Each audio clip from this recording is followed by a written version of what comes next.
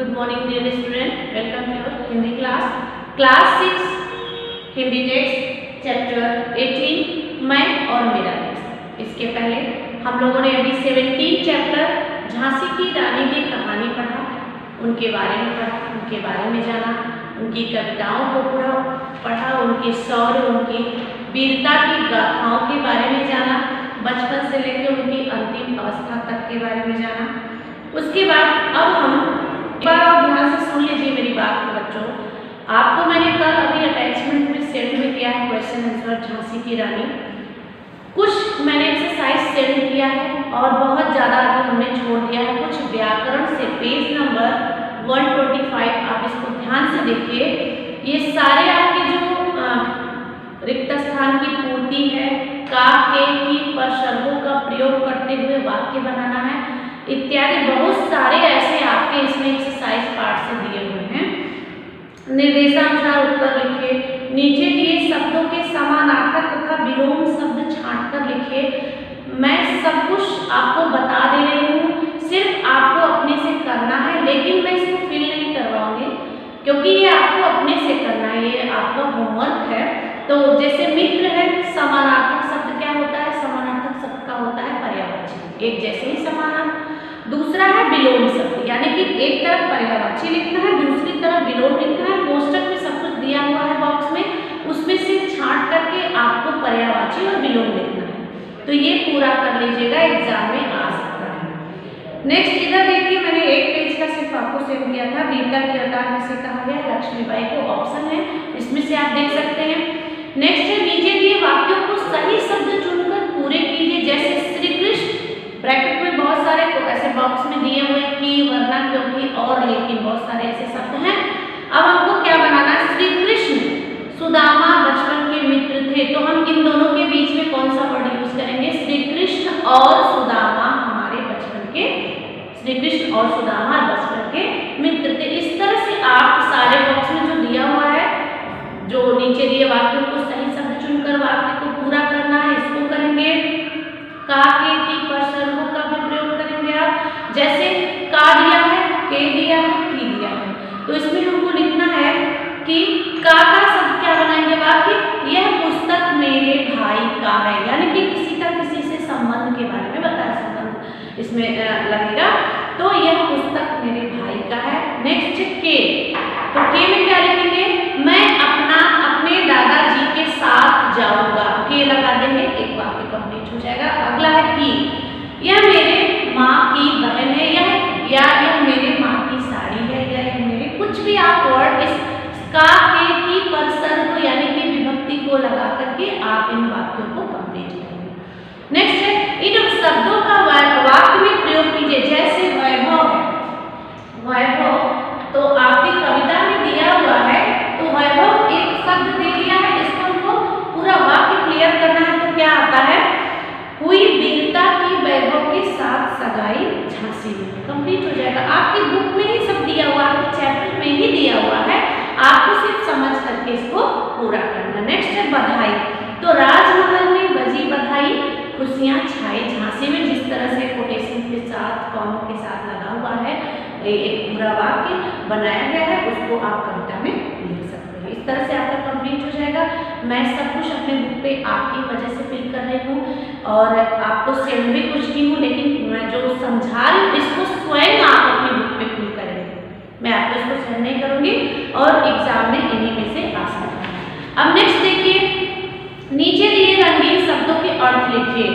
मोहन घर चला गया, तो घर मीन्स क्या होता है? घर का अर्थ लिखना है। घर रेड पेन से लिखा हुआ, घर मीन्स होता है अर्थ, ओ गृह, निवास, रहने का स्थान या सदन। तो आप क्या लिख सकते हैं? मोहन अपने स्थान पर चला गया, मोहन अपने निवास स्थान पर चला गया, एक वाक्य पूरा बना सकते हैं। उसके मन में बुरे विचार घर कर गए। अब घर का अर्थ क्या होता है? इस घर का दो अर्थ होता है। एक घर का अर्थ सदन, जिसमें हम रहते हैं, मकान, और दूसरे घर का अर्थ होता है बस जाना, यानी कि वो उसके दिमाग में बस गया। तो ऐसे सारे शब्दों को आप क्लियर कर लीजिएगा, वाक्य कंप्लीट कर लीजिएगा। ये सारा आपका अपना काम है, इसका बुद्धि विलास है। जैसे रिक्त स्थानों की पूर्ति संकेतों तथा अंतिम अक्षर की सहायता से कीजिए। जैसे दिया हुआ था, तो था कि पहले तो आपका एक बॉक्स खाली है तो उसमें क्या लिखेंगे कथा। फिर दिया है जी, तो उसको हमको एक अंग्रेज सैनिक का नाम लिखना है, तो सिंपल सी बात अभी आपने पढ़ा डलहौजी। ठीक है, इस तरह से आप सारे जो भी रिक्त स्थान है, जो भी अक्षर की सहायता से जो कुछ भी क्रिया करनी है व्याकरण से, ये सारी एक्टिविटी आपको करनी है। तो ये सारा कंप्लीट हो गया। अपठित गद्यांश से यदि हम एक दूसरे का साथ दें और मिलजुल कर रहें, इसको भी आपको स्वयं लिखना है, समझ करके इसका अर्थ लिखना। अपठित का अर्थ होता है बिना पढ़े हुए, अपठित जो पढ़ा ना गया हो।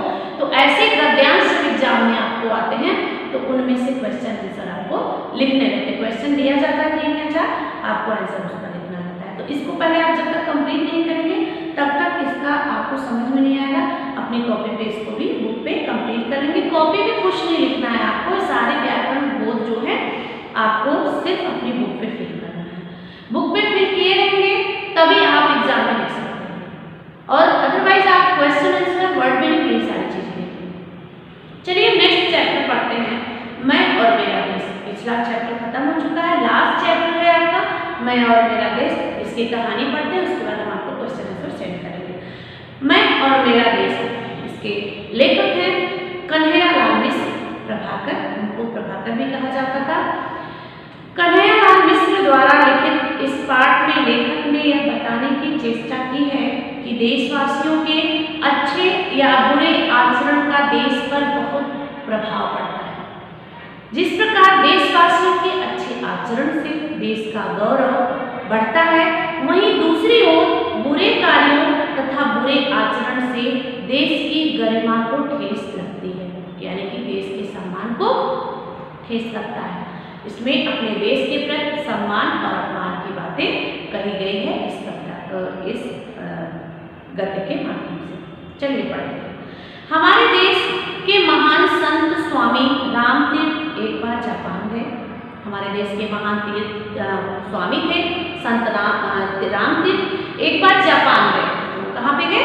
जापान। वे रेलगाड़ी में यात्रा कर रहे थे। एक दिन ऐसा हुआ कि उन्हें खाने को फल न मिला। उन दिनों उनका उपवास चल रहा था। रास्ते में पुराने जमाने के लोग बहुत सारे ऐसे संत अभी भी हैं, बहुत सारे घरों के लोग ऐसे गार्जियन हैं जो रास्ते में बहुत कुछ खाना पसंद नहीं करते हैं। वो फल पे ही, फल शुद्ध माना जाता है, उसको ही मान करके वो खाना अपना आहार बना लेते हैं। और उन दिनों उनका उपवास चल रहा था और वो फल की खोज में किस तरह से ट्रेन से उतरते हैं। देखिए, उन दिनों फल ही उनका भोजन था, यानी कि फलाहार पे थे।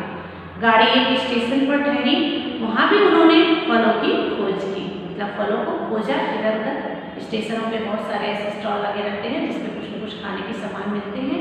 इन्होंने फल को खोजा लेकिन मिला नहीं, किंतु पा न सके। उनके मुंह से निकला, जापान में शायद अच्छे फल नहीं मिलते। उनके मुंह से क्या निकला कि जरूरी नहीं कि हर चीज हर जगह मिले। तो उनके मुंह से ऐसे ही अचानक से निकला कि जापान में शायद फल अच्छे नहीं मिलते। एक जापानी युवक प्लेटफॉर्म पर खड़ा था। जापानी युवक प्लेटफॉर्म पर खड़ा था, उनकी बातों को सुन लिया। उसने ये सब सुन लिए, सुनते ही वह भागा और कहीं दूर से एक टोकरी ताजे फल ले आया।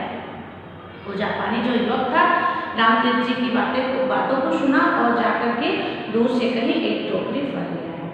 उसने वे फल स्वामी रामतीर्थ को भेंट किया और कहा, लीजिए, आपको फलों की जरूरत है। देखिए चित्र में भी दिया हुआ है, आप अपना पेज ओपन कर लीजिए 128। स्वामी जी ने समझा कि कोई फल बेचने वाला है। उन्होंने उससे फलों के दाम पूछे, पर उसने दाम लेने से इनकार कर दिया। वो जो युवक था, जापानी युवक, वो दाम लेने से इनकार कर दिया। बहुत आग्रह करने पर उसने कहा कि आप इनका मूल्य देना चाहते हैं तो अपने देश में जाकर किसी से यह न कहिएगा कि जापान में अच्छे फल नहीं मिलते।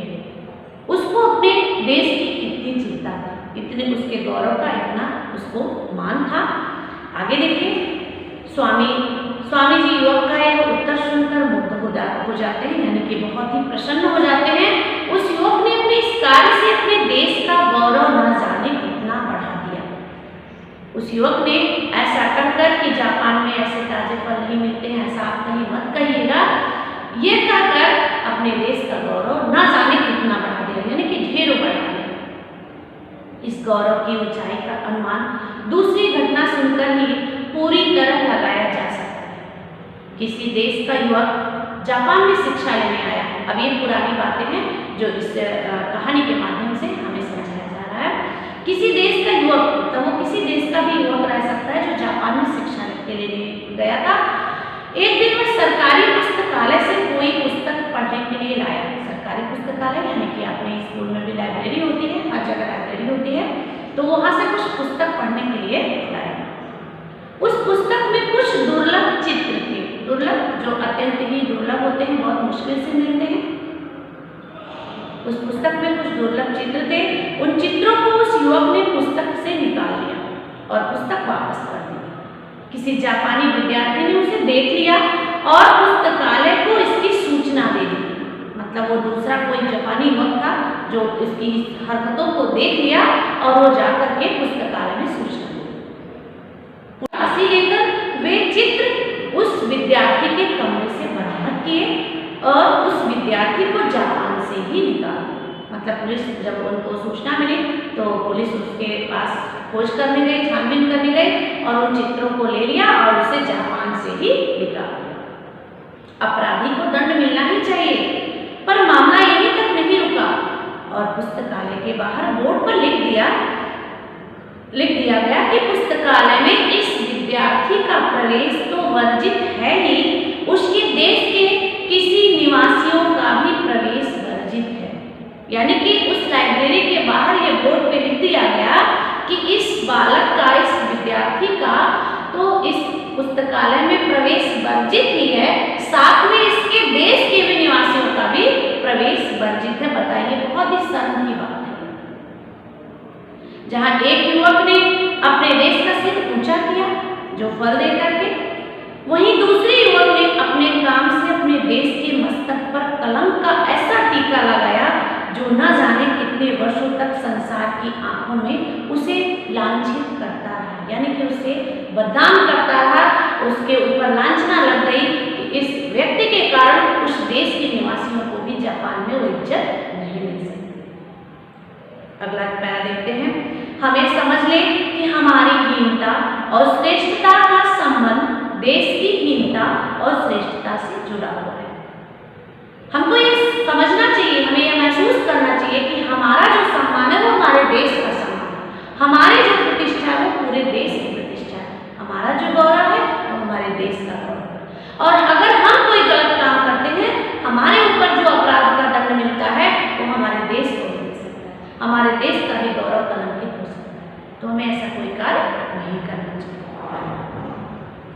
क्या आप चलती रेलों में, अब नीचे देखिए, जब हम कोई श्रेष्ठ कार्य करते हैं तो उससे हमारा ही सिर ऊंचा नहीं होता बल्कि देश का भी सिर ऊंचा होता है और उसका गौरव बढ़ता है। इसलिए हमें कोई ऐसा कार्य नहीं करना चाहिए जिससे हमारे देश की प्रतिष्ठा पर आंच आए। क्या आप चलती रेलों में, मुसाफिर खानों में, क्लबों में, चौपालों में और मोटर बसों में कभी ऐसी चर्चा करते हैं कि हमारे देश में यह नहीं हो रहा, वह नहीं हो रहा और यह गड़बड़ है, यह परेशानी है? ऐसी चर्चाएं करनी चाहिए। जब आप ट्रेन में किसी के साथ जाते हैं तो आपस में सारी बातों को चर्चा करनी चाहिए। साथ ही क्या अपने देश की तुलना किसी अन्य देश के साथ कर सकते हैं? करते हैं? नहीं करते हैं कि कौन सा श्रेष्ठ है और कौन सा देश हीन है। हम पॉलिटिक्स में उलझ जाते हैं लेकिन अपने देश की कमी, अपने देश की अच्छाई के बारे में कोई बात नहीं करते, कोई डिबेट्स नहीं करते हैं। यदि हाँ, तब आपको चिंता होगी कि देश की प्रतिष्ठा को बनाए रखने के लिए हमें क्या करना चाहिए। अगर ऐसा आप करते हैं, सम्मानित लोग अगर ऐसा करते हैं तो हमें अपने देश के प्रति बदलाव, उसका सम्मान का बिल्कुल ख्याल रखना चाहिए। आगे देखिए क्या होता है, लास्ट थोड़ा सा है। क्या आप कभी केला खाकर छिलका रास्ते में फेंकते हैं? ये सारी चीजें क्या है? ये अभद्रता है, ये अशिष्टता है, ये व्यवहार का अशिष्टता है, ये पहचान है। और उस पहचान में क्या क्या है आप देखिए, ये सारी कमियां आपके घर से निकल करके पूरे देश में फैलता है। देखिए, क्या आप कभी केला खाकर छिलका रास्ते में फेंकते हैं? क्वेश्चन मार्क लगा हुआ है। ये लेखक आपसे सवाल करता है। बहुत सारे ऐसे बच्चे होते हैं जो टॉफी का रैपर खाते हैं, टॉफी खाते हैं, रैपर इधर उधर फेंक देते हैं, छिलका इधर उधर फेंक देते हैं, केला खाते हैं, छिलका इधर उधर फेंक देते हैं, ये अच्छे नागरिक का पहचान नहीं है।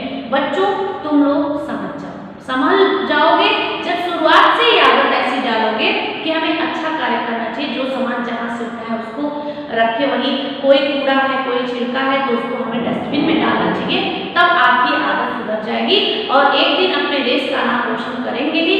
नेक्स्ट कहीं अगर आप आगे दूसरे देश में जाएंगे तो आपको वहाँ भी सम्मान मिलेगा। इस पाठ से हमें यही सीख मिलती है। और आगे देखिए क्या सीखता है, अपने घर का कूड़ा बाहर फेंक देते हैं, अक्सर ऐसा होता है। आप शब्दों का प्रयोग करते हैं, मीन्स गाली गलौज देते हैं, एक दूसरे को गाली गलौज देते हैं, रेट करते हैं, इत्यादि बहुत सारी बातें। इधर की उधर, उधर की इधर लगाते हैं, चुगली करते हैं, मीन्स एक दूसरे की बात को सुन करके इधर का उधर लगाते हैं, उधर का इधर लगाते हैं। ऐसा कार्य नहीं करना चाहिए। अपने घर, दफ्तर, गली को गंदा रखते हैं। और कैसे गंदा रखते हैं? होटलों, धर्मशालाओं में या दूसरे स्थानों में जीनों के कोनों में थूकते हैं। ऐसा होता है अक्सर, बाथरूम के बगल में देखिए, जीनों के बगल में देखिए तो लोग थूकते हुए नजर आते हैं। तो मेलों, रेलों और खेलों में खेलम खेल करते हैं, मतलब इतनी भीड़ मचा देते हैं, इतना कसम कसा करते हैं, एक दूसरे के ऊपर चढ़ जाते हैं, धूल धक्कर तमाम सारी ऐसी अभद्र व्यवहार करते हैं। निमंत्रित होने पर विलंब से पहुंचते हैं। अगर हम किसी के वहां निमंत्रित हैं तो हम अपने एटीट्यूड में रहेंगे कि हम तो आराम से जाएंगे, टाइम से जाएंगे। ऐसा नहीं करना चाहिए। वो व्यक्ति आपको जो बुलाया है, शायद उसके पास आपके अलावा भी और भी गेस्ट हैं, उसका भी वेलकम करना है और हमें अपने नियत स्थान पे समय से जाना चाहिए। ये हमारी मानवता है। वचन देकर भी घर आने वालों से समय पर नहीं मिलते और इसी तरह शिष्ट व्यवहार के विरुद्ध आचरण करते हैं। यानी कि ये सारे जो व्यवहार को हमने बताया, यही सारी अशिष्टता है। क्वेश्चन पूछा जा सकता है कि इस पाठ से आपको अशिष्ट व्यवहारों का कितना आप अशिष्ट व्यवहारों को जाने, तो उसको आप देखिएगा, आपके क्वेश्चन आंसर में सब है। यदि आपका उत्तर हाँ है तो आपके द्वारा देश के सम्मान को भयंकर आघात लग रहा है। यानी कि इतने सारे कामों में, इतने सारे अशिष्ट व्यवहार में अगर आप एक भी अशिष्ट व्यवहार करते हैं तो भी आप अपने देश के प्रति आघात कर रहे हैं, तो आपको ऐसा नहीं करना चाहिए। और राष्ट्रीय संस्कृति को गहरी चोट पहुंचेगी। जो हमारी राष्ट्रीयता है, जो हमारी राष्ट्र की संस्कृति है, उस पर काफी गहरा चोट पहुंच रहा है। यदि आपका उत्तर नहीं है तो आपके द्वारा देश का सम्मान बढ़ेगा और संस्कृति भी और सुरक्षा भी रहेगी। अगर आप ऐसा कोई काम नहीं करते हैं तो आपके देश का नाम भी रहेगा और आपकी संस्कृति भी बरकरार रहेगी। तो मेरे प्यारे बच्चों, मेरा ये आपसे अनुरोध है कि आप इस पाठ, जो आपका अंतिम चैप्टर है, इस सिलेबस का अंतिम चैप्टर है, इसको अच्छे से पढ़िए, मेरे बताए अनुसार भी कार्य करिए और स्वयं से भी आप इतना अच्छा कार्य करिए ताकि पहले आपके माँ बाप का नाम रोशन हो, आपके मोहल्ले का नाम रोशन हो, आपके जिले का नाम रोशन हो, आपके पूरे देश का नाम रोशन हो। और उसके बाद जब आप कहीं विदेश में जाएंगे तो भी आपके देश का और आपका नाम रोशन होगा। तो आज के लिए बस इतना ही। नेक्स्ट वीडियो में हम इसके बारे में बात करेंगे आपसे। तब तक के लिए आप वीडियो देखते रहिए। ओके।